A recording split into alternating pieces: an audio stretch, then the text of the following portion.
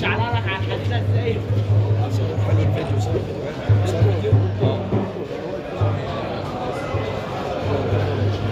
يتفضل كابتن سامي عطية الحكم الدولي بتتويج اللاعب محمد أيمن اسكندرية العسكرية المركز الثالث والميدالية البرونزية. يتفضل الأستاذ أحمد عطية أمين صندوق الاتحاد المصري بتتويج اللاعب السيد محمد نادي هيهيا الميدالية الفضية. عشان سيد.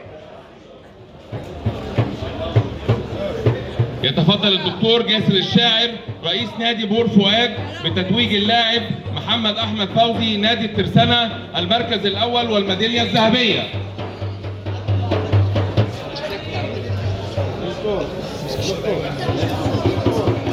صوره تذكاريه مع الابطال.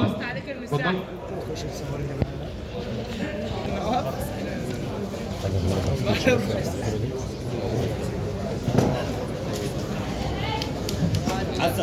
عزة